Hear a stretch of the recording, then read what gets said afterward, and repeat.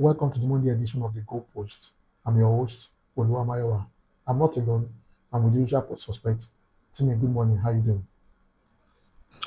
Good morning, good morning, good morning, good morning, Lagos. Good morning, Nigeria. Good morning, right here in the studio.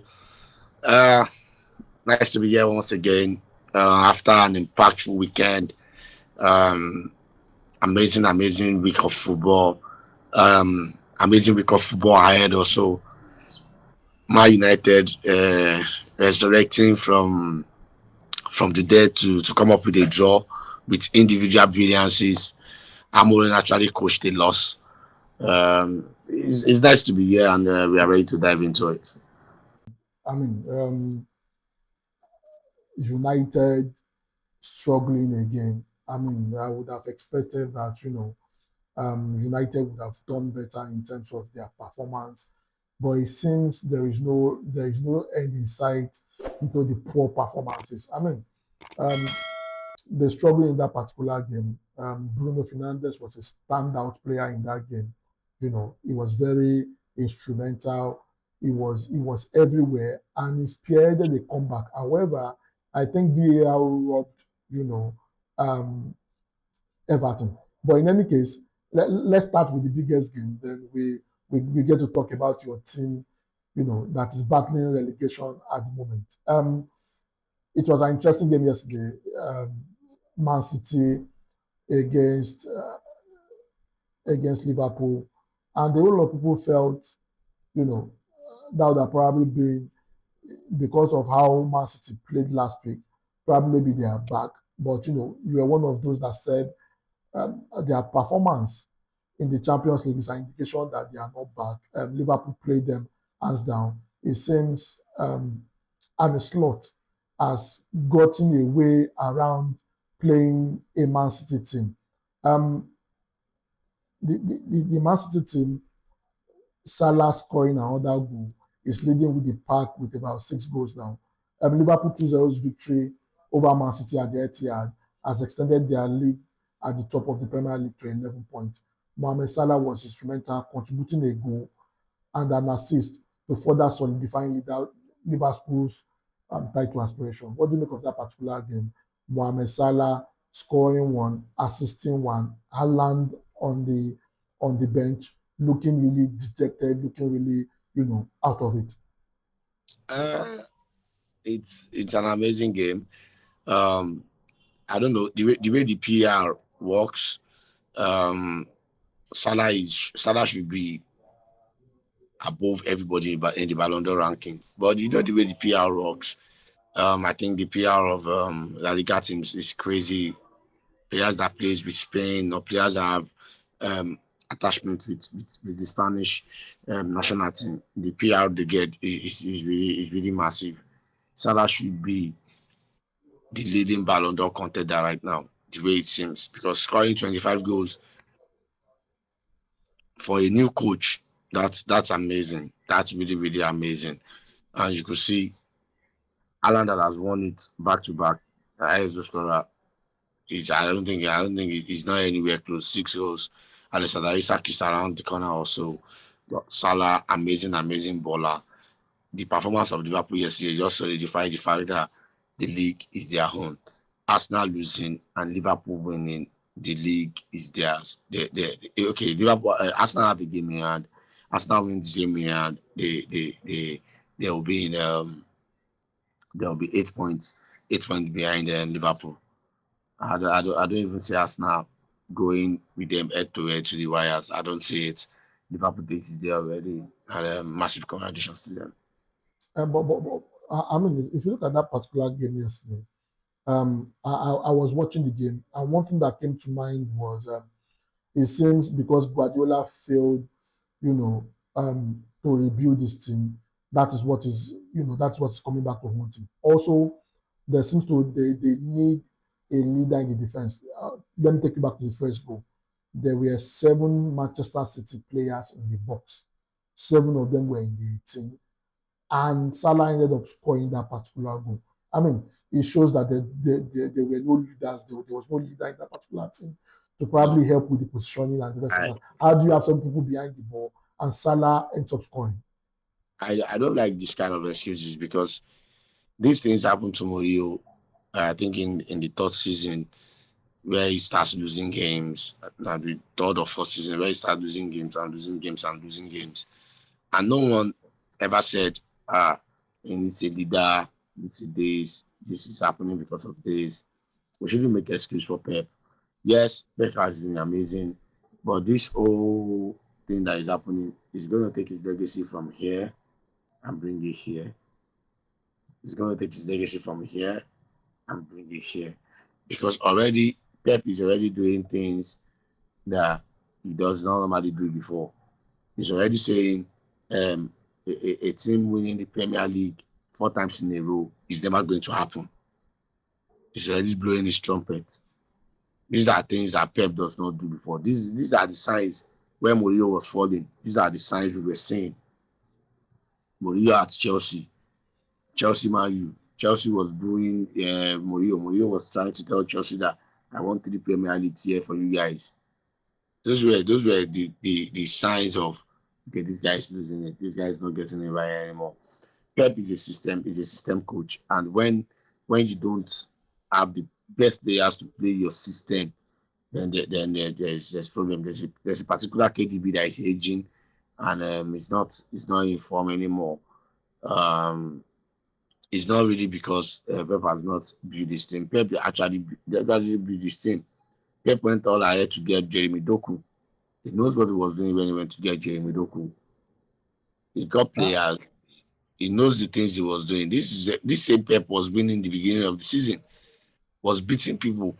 I don't know why people say it's because of Rodri. I don't believe it. How many matches Rodri played in the beginning of the season? Rodri was injured. When Rodri came back, total matches played. I think maybe 3 matches or so. And after Rodri still getting injured, he was winning matches. So it's not because of Rodri. I just think he's been figured out already. Even sport teams tend tend to press Pep high. And when you press Pep high, they will make mistakes. Yes, their confidence level is down. You can't just body down to he needs leaders in the team. What other leaders does he need? hmm. that, What that other that's leaders does he need? Those are that, that's leaders in the team already. that's interesting. But I mean, you mentioned Jamie Doku the other time, and out of all the players that played yesterday, it seems Jamie Doku was the standout player for for a Man City side. It was, against Trent Alexander-Arnold, he was having a field day. It took the intervention of a Van Dijk and a Konate to be able to stop him. Trent Alexander-Arnold could not, find a solution for him. Um, is it more of at the end of this season? And there are reports that even the owners are saying Guardiola has promised that he's going to rebuild the team before leaving. However, if he wants to leave, they won't stop him. Is that a sign that the owners are beginning to get fed up with, his losing streak? Of course, they will get fed up. In a normal circumstances, it should be start by now. Yeah, you're right. You can't tell me a manager losing this much. Of course, is still around the top four, but the loss is just too much. The manner and the way he loses is crazy. Um, Out of the Champions League, he's not going to win the league. He might not make top four. There is no way he's going to win the FA Cup with the way he played. Come on, if he meets a half decent team, it's gone. If he meets an Everton at this point, an Everton that was under Sean Dice, Drew Pep 1-1. Sure. What's this guy's name now? India scored the equalizing goal under Sean Dice. This same Everton under David Moyes will tear Man City apart. The way they play, explosive football, and the way they play. So for me, people should not. In normal circumstances, Pep should be sacked right now because you can see that the style of play is being figured out, and it can't even change. That's Hmm. that's that's the funny thing. It can't even change. If you're like this, okay, why not change your style of play for a while? Pack the boss, get press, try to do something. Just try to tweak something in your system. Don't just be there playing to the hands of the opponent every time, and he's getting punished for it. That's interesting. But in any case, let's go to another team that's a specialist. I mean, these not my words. These were the words of people that that are against Arsenal. They said they are specialists in coming second. Ateta should be given a medal for always coming second. It seems that probably maybe they might probably end up coming second again. It will be the third time in a row. It will be the fourth time in a row that they are coming second. I mean, Arsenal suffered the surprising 1-0 defeat at home to West Ham, with Jared Bowen scoring a decisive goal. This loss has significantly impacted Arsenal's pursuit of the league title. I mean, the thing is Arsenal were the only team before that particular game that has not lost at home this season. They were the only team with a 100% record at home. However, everything seems to change in that particular game with, Jared Bowen scoring and Lewis Kelly getting a record, making it his fifth time this season an Arsenal player is recorded in 26 games, in 25 games rather. We said it. Arsenal will not win the league with mediocre players up front. They said when Arsenal win 4-0, 5-0, they will say, who tell you that Arsenal needs a striker? Now you can see they are performing. This is why Arsenal needs a striker. This kind of games is why Arsenal needs an Osimhen, a good striker, a striker that will put the ball at the back of the net. Amazing performance from West Ham. You could see, I don't know what Calafiori was doing. How can you allow a Wan-Bissaka of all people to cross the ball inside the box? Wan-Bissaka of all people actually twisted and turned him, broke his ankle, crossed the ball. Jared Bowen met the cross, and it was an amazing goal. And you could see the way Arsenal was. No, they were not doing anything really fantastic in the match. They were just here and there trying to force stupid corners. I tell you, bro, you're not going to win a league with corners. You are devising funny tactics to win league. Corner. How can you win league with corner? How? Haven't which team has done it before? These things are there. You're supposed to get a striker that is going to play. Now, Anabas is injured. Saka is injured. All these guys are injured. If you have a striker, should be the striker will still be there. The striker will still play. Even Nwaneri was forced to play. It wasn't really 100% fit. So these are the things that again Arsenal will come second, and kudos to them. They'll go to Champions League.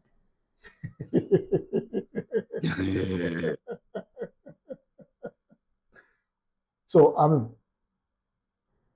everybody is saying Arsenal is a striker and the rest of that. What about the discipline factor? How do you get 6 records in 25 games? I mean, it shows the team lacks discipline almost every week, almost every 2 weeks. An Arsenal player is recorded. And after that particular record, it affected the momentum of the game. Yes, you might say West Ham might still have grind out the result. I mean, if it were to be 11-11, I mean, it could have still been a balanced game. However, since that record, they had no chance to come back. For me, it's a discipline issue. Again, it's the way the teams play. I said it, the game against Real Madrid last match, the one they played yesterday, the one Bellingham got a red card. As I was saying it, if the referee had given them the penalties and everything was going on fine, and they were leading like 3-0, I don't think Bellingham would have gotten a red card. Same thing with us now. Same thing that is happening with them. The matches they've won comfortably, you won't see them getting a red card. It's the ones that have not won comfortably, the ones that have been put under pressure. And you could see if Rich Kelly did not try to bring the guy down, I think it's off. It's off. And he might just score. And once he score, what will happen? It will be 2-0. So you could see how bad the team is. So it's not really because of they don't have a striker to score. If they just imagine they are leading like 3-0 or even 3-1 like yesterday, I don't think that record will come up. I don't think so. I don't even think they will be that open for that guy to have space to run through. for the defender to bring him down and be red carded. I don't think it will have happened. So again, everything boils down to the manager. Everything boils down to I don't know what he was thinking. Um, he needs a striker. He needs a wide player. He needs all these things. And again, they have said at the transfer window, his priority is to be Mendy. He is a guy that wants to win the league. Nah, I don't think so. I don't think so. He wants to buy Zubimendi, midfielder again, with your arrays of midfield, with your stars, with your packed midfield. You still want to add another one. I don't know. Maybe he wants to play Zubimendi as a first nine. We don't know. So Well, he can do it. I mean, he has been playing Harvard as a first line, and that has been working out a bit. I mean, Abbas they has accept. always been a striker. Abbas has always been a striker, even right from Chelsea. Yeah, Abbas has always, I know, Abbas has always been. he has always said that he's not an out and out striker, and Yeah, he's not an and they've excellent always striker. insisted that he plays as a striker. So for me, I don't see him as a striker. I see him as somebody. I mean, he's Yeah. much more comfortable playing behind the striker, playing from the midfield. But as a striker, that's what they've been deploying him as. Yes, he gets some goals, but however, I don't think that's working out. How do you have an Osimhen in the transfer market and you will not get it? But in any case, let's move to another team that has the coach has constantly said, they are not in the title chase. Remember the same thing that happened against the same thing that happened when he was the coach of Leicester City while he was bringing them up has happened again. In the first half of the season, he picked up a whole lot of points with a whole lot of people thinking, you know, Leicester City will break the championship points record, only for him to begin to falter. And some few days to the end, he even had you know, the end was a bit in the panic mode, towards the end of the season. It seems the same thing is happening with Chelsea again. Um, Marco Asensio and Marcus Rashford loan signings for Aston Villa showcase immediate chemistry. Rashford two assists to Asensio were pivotal in overturning Chelsea's lead. Despite an early advantage, Chelsea defense faltered, particularly in the second half. Goalkeeper Jorgensen late error proved costly, leading to Aston Villa's winning goal. Manager Unai Emery's shot to introduce Rashford at halftime added a new dimension to Villa's attack, effectively challenging Chelsea's backline and altering the match's momentum. Moses Caicedo stood out in the midfield, delivering an assist and an opening goal that maintained a strong presence in the match. Well, as it is now, it seems there's a late push for Aston Villa to probably challenge for Europe. What do you make of that particular game? Sanchez was left out because of his plethora of errors. You have, a Jorgensen who is no better. Uh, I think the good thing for Aston Villa is getting Asensio and Rashford. It's going to push them further forward in the league, and they might just nick the top four. You never can say. Um, Another good thing for them is they are going to perform well in the Champions League with these guys around. They are going to perform well in the Champions because lately they've not really been firing very well. They've not been performing very well, and I applaud the coach for his brilliance and knowing where the team lacks and getting it. For Chelsea, you can take out Sanchez from you can take Chelsea out of Sanchez. You cannot take Sanchez out of Chelsea. Uh, if you take Sanchez from the goal, It seems the spirit of Sanchez lives on. he lives on. If you take Sanchez away from the goal, Sanchez will still be in the goal. Because I don't know, how can you take away Robert Sanchez? Wouldn't this one is making mistake. I think Chelsea is cost at this point. And again, the coach, I don't know what he was thinking. Just do the things he were doing. Palmer also should have passed the ball. Was an open net. I don't know. He was trying to take the glory.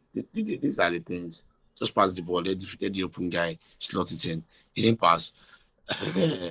Chelsea. I don't know. Obviously they are not going to make top four. I think they are going to win the Europa League spot. Even though they are not in the Europa League, but they will win the Conference League because all the teams there are nothing to write home about. So they will win that comfortably. and that's just it. They can't be in the top four. They cannot be in the top four with the way they're playing because they'll be shambolic. If not for Caicedo yesterday, it was everywhere. The team would have capitulated. It would have been more than that.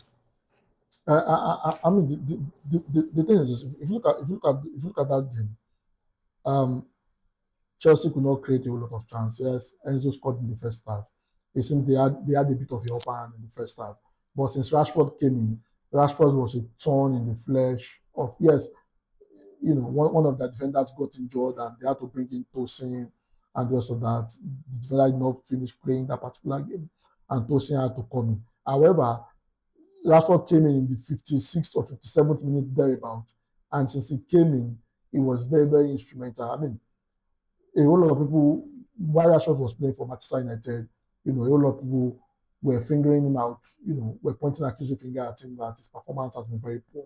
But it seems since he joined uh, Aston Villa, I mean, he has been contributing in terms of the overall performance. I mean, this will be his third assist in about 3 games he has played for Aston Villa.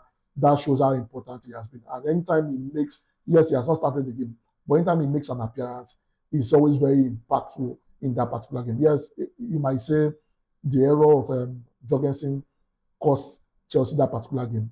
However, if you don't buy a lottery ticket, you don't win. You don't win the jackpot.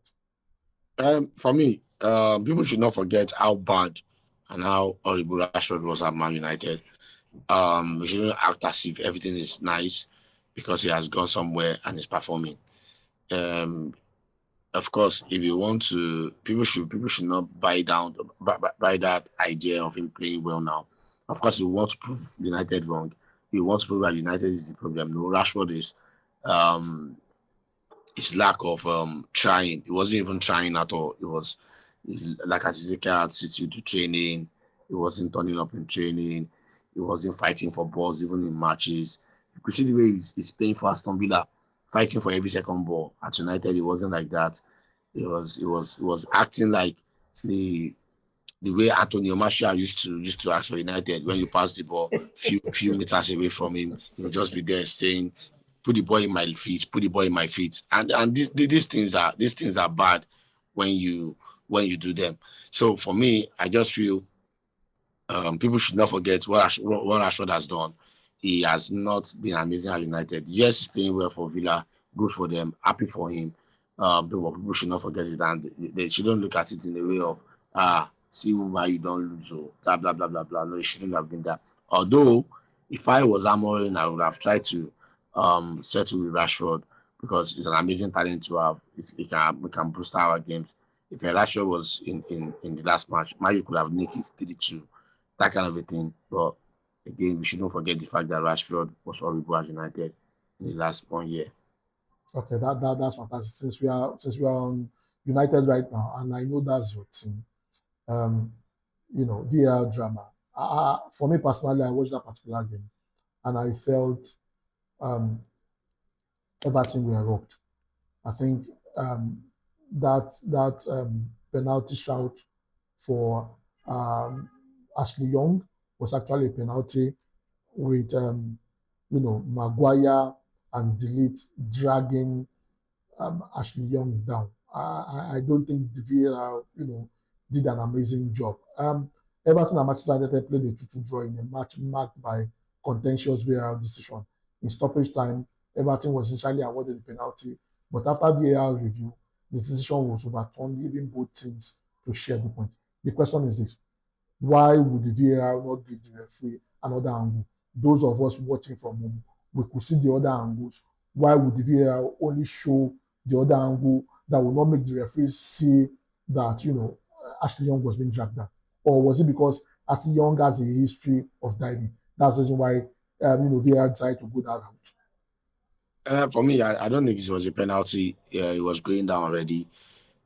He went down cheaply. He was never going to get to the ball. Keeper parried the ball back. Two United defenders were around. He was never going to get to the ball. I think he went down cheaply. For me, I don't think it was a penalty. Um, I really don't think so. Then there were dramas going on after the game, and it was between Ashley Young, Ugarte, and all these guys. They were all talking, trying to make a case for the penalty, but I strongly believe it's not a penalty. For the game itself, I pity United because this man coached a loss. Because the game is 2-2, everyone has kept quiet a bit. It shouldn't be like that. It was just individual brilliances. Bruno, amazing from the free kick spot. He scored, and the second goal was another set piece. They knocked it out, got it chested, wiped it in with his weak foot, and we could all see that it was just an individual brilliance. Again, Ireland shouldn't be near anything striker for United. Ireland shouldn't be there. Shouldn't be there. I'll clamor for Martin Obi to start. The youngster, the 18-year-old, got him from Arsenal at the beginning of the season. I think Ireland is done. How many chances can you get? How many chances can you get? No, So but the question is, a lot of people have been saying Amorim needs to be fired. He has played a total of 14 games since he joined. Drew to 1-4, lost 8, accumulating, taking Manchester United to 30 points. Still very close to the relegation battle. They're just 13 points away from the relegation battle. And with this kind of performance, you are not sure of what you will get from a Manchester United team. So, do you think the calls for Amorim to be fired, do you think should get any traction at the moment? for me, a part of me wants him to be sacked. Another part of him want him to stay at United. The reason why I want him to stay at United is this. These are not his players. Um, I feel sometimes we have to suffer before we get it. So even with how great Pep Guardiola is, Pep Guardiola's first season, he was trying to play his way of football that everybody has clamored it was not going to work in England, if you remember. He got in Nolito, got in Bravo, got in guys that could play with the ball. And at the end of the day, it wasn't working. It wasn't working. They were not clicking, and they were losing games. They were losing games. They were not winning, and they didn't win the league. I think they finished third or something in his first season, with Chelsea running away with the league with the amazing 3-5-2 formation of Antonio Conte. So these are things that, so for me, I really love Amorim to stay. Yes, it's going very very bad for him, but of course we know Man United will not relegate. The points between we and the relegation team is a bit much, and of course the relegation teams will not win their games also. So we will stay up, obviously.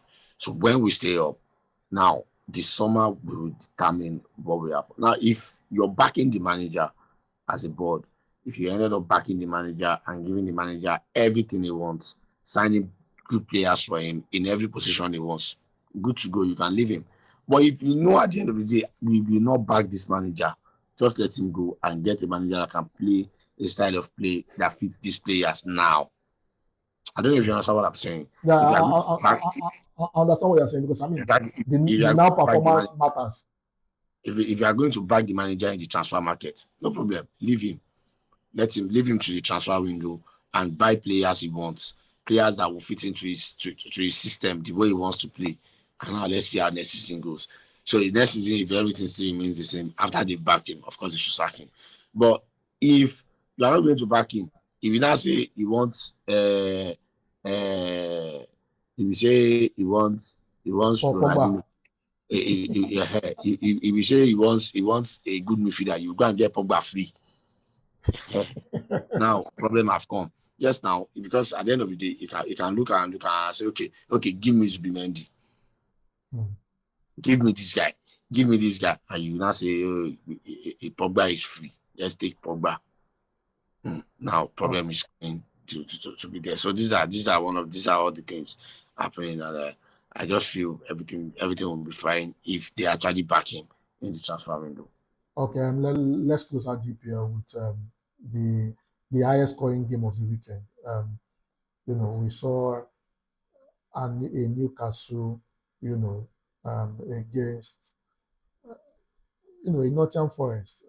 Newcastle ended up winning that particular game, but Newcastle survived by the skin of their teeth. But they were very close to probably join that particular game. Newcastle United edged out Nottingham Forest in a thrilling 4-3 encounter. The high-scoring match showcased both teams attacking prowess, with Newcastle ultimately securing the 3 points. What do you make of that particular game? Uh, amazing performance from Newcastle. These are the things you don't know what you get from Newcastle. Now they are beating Nottingham Forest. Next week now they will go to one funny team and they will go and lose. That's how funny Newcastle is. They will go to one funny team and they will go and lose. These are the things Newcastle does that are not good enough. Isaac, amazing. Just look at that penalty.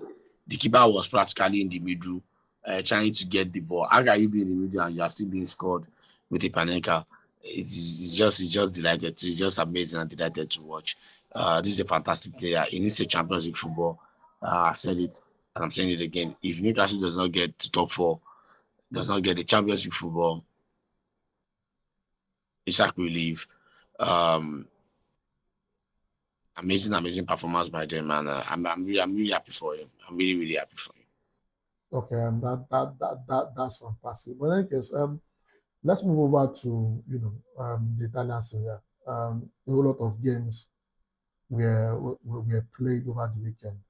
Um, one of the highlights was Ademola's Lookman performance against Empoli.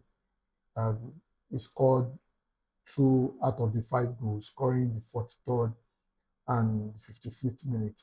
A whole lot of people felt, because of the fallout between him and Gasparini, he will probably not make the team. However, it seems Gasparini cannot do without him.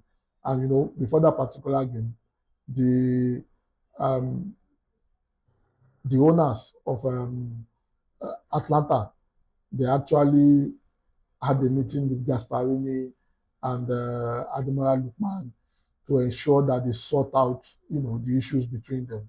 And you know, it seems that really worked out for them. Adama Lukman putting in a 5-star performance, ensuring that they dispatch Empoli in that particular game. I was really proud of his performance, and that shows how important he is, to Atlanta.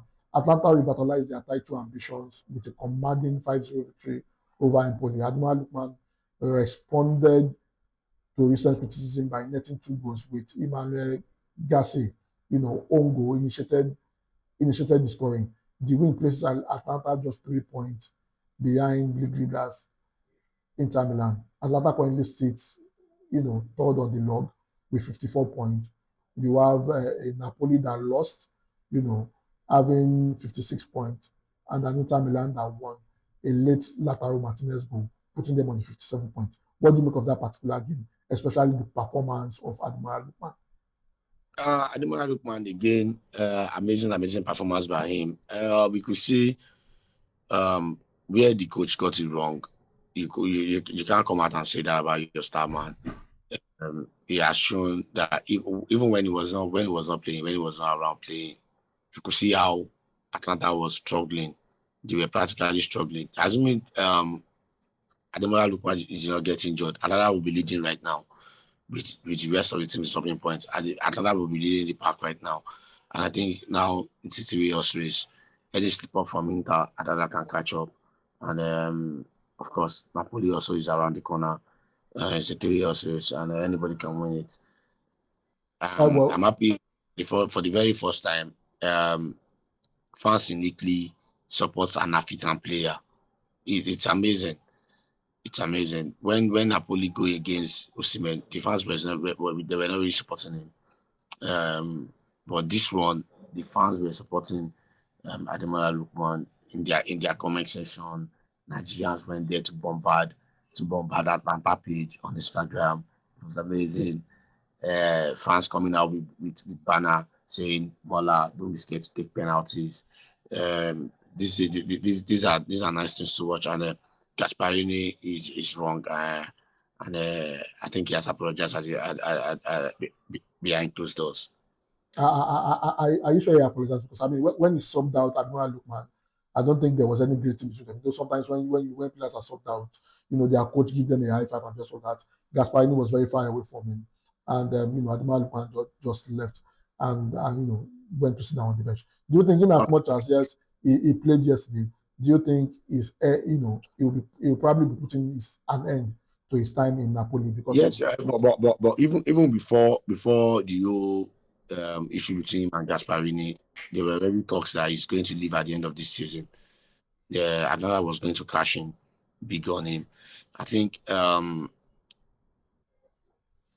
as a team, they don't have the balls to face Gasparini. I don't understand it because he's a coach that have been in his 58-year-old, and the only trophy he has won in his entire career has been brought to him by this same player, scoring a hat-trick in the final. So it's so amazing that a coach that has not won anything, you give him that much power in the team. Because I remember a certain Papu Gomez. Papu Gomez was their best player, most important player at that point in time, and he had issues with Gasparini. Papu Gomez practically told the board that Gasparini should apologize because of what he has done to him. Gasparini failed to do so, Refused. not apologize. And that was the beginning and the end between Papu Gomez and Atlanta. And he ended up selling Papu Gomez. Same thing when he had issues with Ilicic. Um, Even not thinking of the whole marital problem Ilicic had at that particular point in time. That's why he had issues with him. And at the end of the day, that was the end of Ilicic in Atlanta. I think it's very bad targeting your own star player and making them look funny to the whole world. I think it will be the end of Ademola Lookman and Barcelona and Atlanta, and top teams in Europe will be behind him.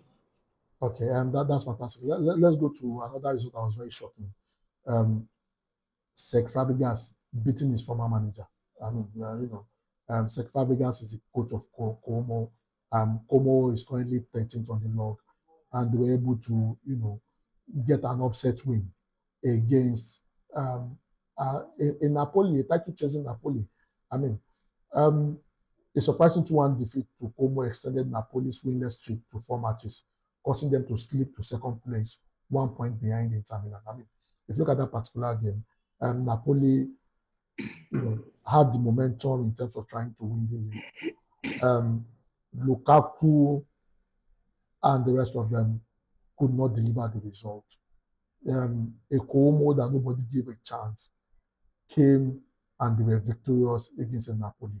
What's really going on with Antonio Conte? It seems, especially in terms of scoring goals has been a tall order for Napoli. What do you think is the solution now? Napoli has not done anything special this season. If Napoli would have been playing in Europe, it would have been problem for them this season. They won't be where they are.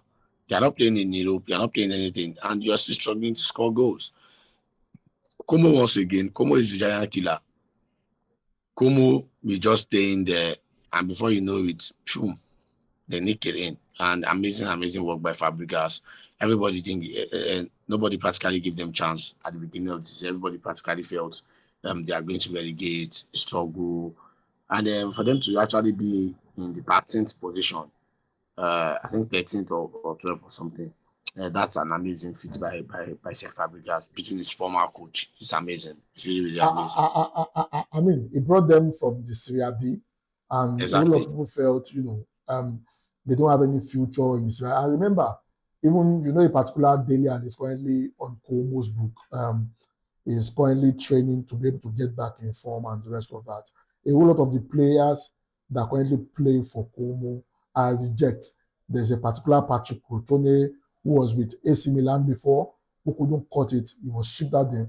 Majority of their players are rejects, players whose contract have expired, and he has been able to assemble them to be able to get a decent enough result that will probably keep them in the Serie A this season.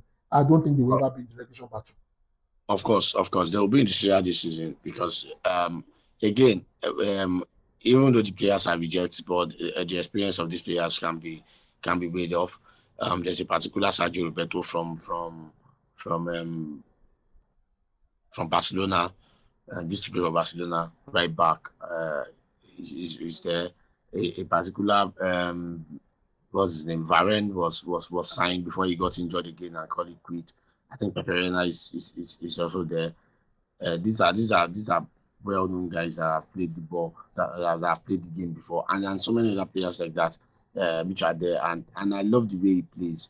They play without fear, and the first time I actually noticed them was the match against Atlanta, the first leg where they actually beat Atlanta 4-1. I was wow, I was Yeah, stunned. 4-1, 4-1, yeah, 4-1. Yes, that's true. Atlanta 4-1. I watched the game, and that was the first time I noticed how well and how good they play. I think the only beating that they have not really given any form of problem is Juventus, and I feel Juventus know how to defend, and that's the reason why they've not given Juventus any form of problem. Even when they faced Inter, they pose some problems to Inter, and I like the way they play. Obviously, at the end of the season, they will get more money because they are now in the league. They will get more money and they will go all out to buy more players, and then they can go higher up again. Okay, that's fantastic. What is going on with AC Milan? They lost against Torino too. Remember when we were discussing the Champions League before the Champions League game? You were one of those that gave AC Milan the game against PSV. However, over the two legs, as PSV failed rather over the two legs, AC Milan were kicked out. The same thing happened against Torino again.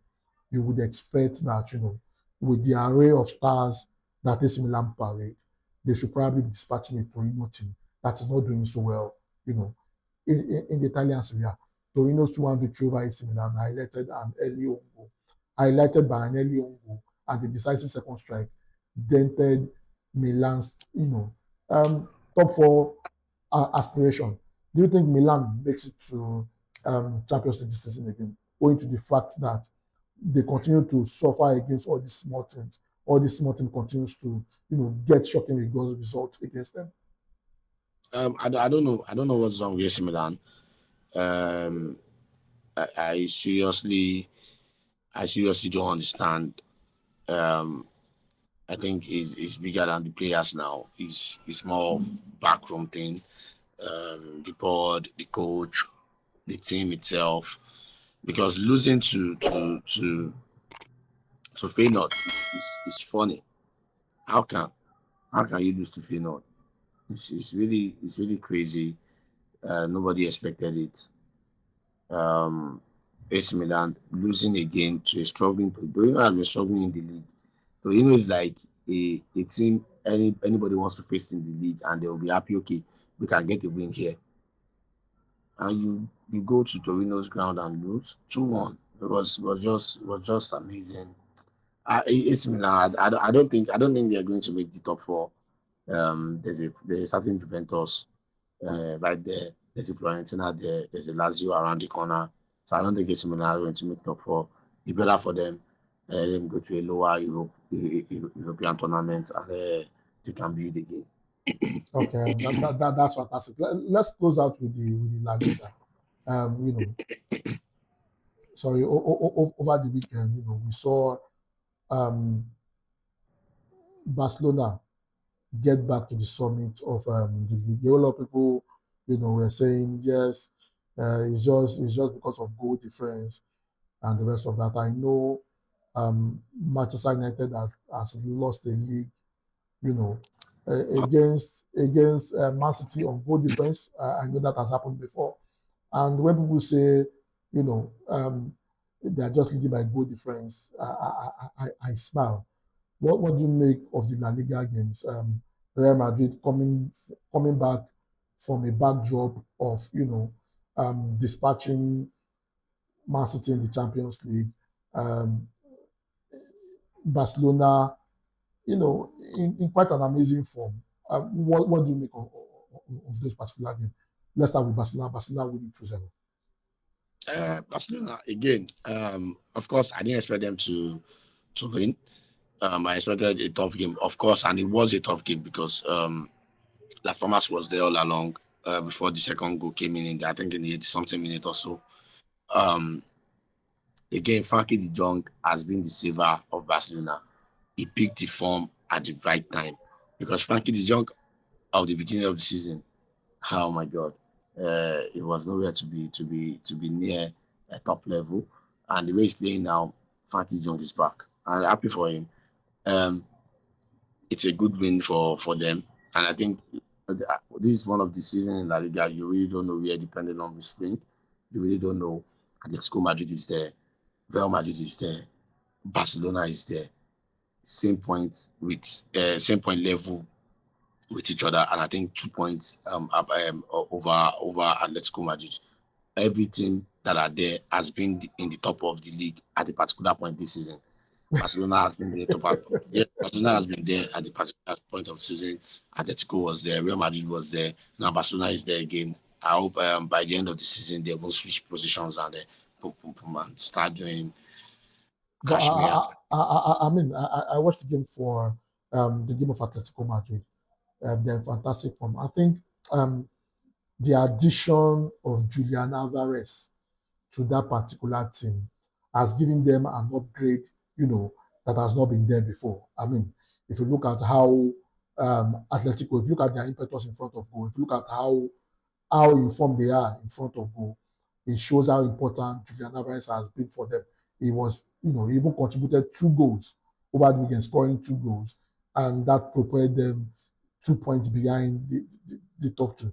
Do you think, a Julian Alvarez might probably get Atletico Madrid over the line, owing to the fact that since he joined, it seems he has been contributing to the overall success of Atletico, both in the Champions League, both in Europe and domestically? Yes, you never can say. I think the addition of Alvarez and again Solot, very important player. The way they've been linking up, Alvarez, amazing talent. I think one of the reasons Man City is struggling is because they sold Alvarez. They shouldn't have.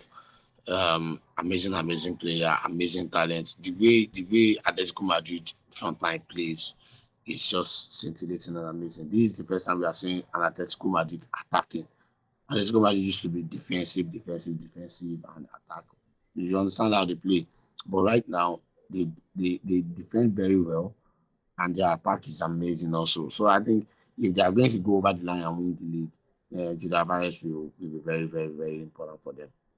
Okay, so let me ask you now. Since it seems you are a big fan of probably Real Madrid winning the league, who do you think takes the league? Honestly, Of owing to the fact that there are still a couple of games, difficult games that has to come. They're in week 25. They just concluded with 25. It means they have about 13 more games to go. So, who do you think takes it at the end of by week 13? Who do you think takes it? I don't know, but I want Madrid to win. Whatever happens between Madrid, Barcelona and Atletico Madrid will be very vital. And whatever happens between Madrid and and Barcelona also in the second El Clasico will be very vital. Um, Barcelona they are getting used to beating small teams now. Those were the problem from the beginning of the season. Madrid never had problems with small team, if not for bad officiating. Madrid never had problems with any small team. Dispatch them. Madrid plays Real Betis next. You see, they'll be dispatched easily. Madrid has the players to do it. So I don't know. Nobody knows what will happen. Um, Nobody knows what will happen. It might just be down to the last day of the season. My spirit want Madrid to win, but anyone that actually go over the line deserves it over the course of the season. Okay, that's fantastic, and this will put a wrap on it. It's always amazing talking football with you. There's a whole lot of game coming up in the midweek. Probably we'll get to review the games over the weekend.